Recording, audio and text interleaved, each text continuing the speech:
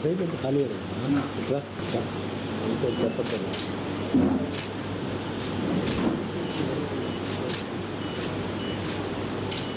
చంద్రబాబు నాయుడు గారు మొట్టమొదట ఆయన ముఖ్యమంత్రి కావడమే ఒక వెన్నుపోటుతో ప్రారంభమైంది. సొంత మామనే ఆయన వెన్నుపోటు పొడిచి అధికారంలోకి రావడం, ఆ తర్వాత ఆ సమయంలో ఎన్టీఆర్ ముఖ్యమంత్రిగా ప్రమాణ స్వీకారం చేయడానికి ప్రధానమైనటువంటి 2 అంశాలు మద్యపాన నిషేధం కానీ, ₹2 కిలో బియ్యం కానీ. అయితే ఈయన వెన్నుపోటుతో ముఖ్యమంత్రి అయిన తర్వాత ఆ 2 పథకాలకు కూడా వెన్నుపోటు పొడిచినారు. అటు మద్యపాన నిషేధం ఎత్తేయడం కానీ, ₹2 కిలో బియ్యం పథకం ఎత్తేసేయడం కానీ. అక్కడి నుంచి ప్రారంభమైంది ఆ వెన్నుపోటు అన్నది.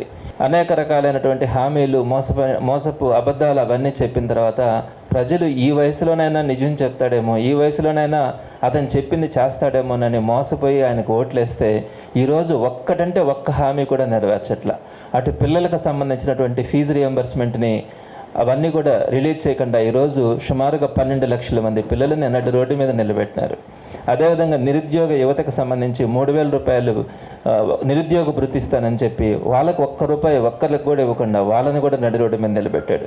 సుమారుగా 20 లక్షల ఉద్యోగాలు కల్పిస్తానని చెప్పి ఉద్యోగాలు కల్పించకపోగా సుమారుగా వాలంటీర్స్ అయితేనేమి, అలానే వైన్ షాప్స్లో పనిచేసే వాళ్ళైతేనేమి, అలానే ఈ రేషన్ షాప్ వెహికల్స్ ఉండే వాళ్ళైతేనే ఇట్లా సుమారుగా 3 లక్షల మందిని నిరుద్యోగులుగా తయారు చేసి రోడ్డు మీద పెట్టినాడు. అంటే కొత్త ఉద్యోగాలు ఇవ్వకపోగా.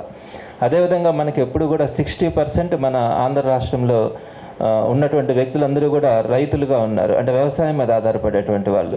వీరందరికీ కూడా సంవత్సరానికి ₹20,000, అంటే మనం ₹13,500 రైతు భరోసా ఇస్తూ ఉంటే ₹20,000 ఇస్తానని చెప్పి అధికారంలోకి వచ్చాడు.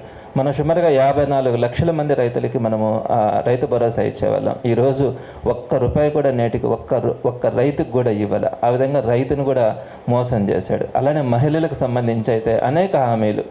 ప్రతి 18 సంవత్సరాలు నిండినటువంటి ప్రతి మహిళకి నెలకు ₹1,500 లెక్కన సంవత్సరానికి ₹18,000. సుమారుగా 1 కోటి మంది మహిళలు ఉన్నారు. వాళ్ళు ఎవ్వరికి కూడా ఈ రోజుకి కూడా ₹1 ఇలా. ఇలాంటి పరిస్థితుల్లో జూన్ 4వ తారీఖున తెలుగుదేశం పార్టీ ప్రభుత్వం వచ్చే సంవత్సరం పూర్తయి ఈ రోజుకి కూడా అన్ని వర్గాల్ని మోసం చేసింది కాబట్టి దాన్ని వెన్నుపోటు దినంగా రాష్ట్ర వ్యాప్తంగా జరపాలని చెప్పి ప్రజల్ని దీంట్లో ఇన్వాల్వ్ చేయాలని జగన్మోహన్ రెడ్డి గారు ఆశించడం కూడా జరిగింది. కనీసం ఏంటంటే ఇలాంటి కార్యక్రమాలు చేసి మేము ఒత్తిడి చేస్తానైనా కూడా తెలుగుదేశం పార్టీ ప్రభుత్వానికి కొంచెం చలనం వచ్చి కనీసం కొన్ని పథకాలైనా చేస్తుందనే ఆశ.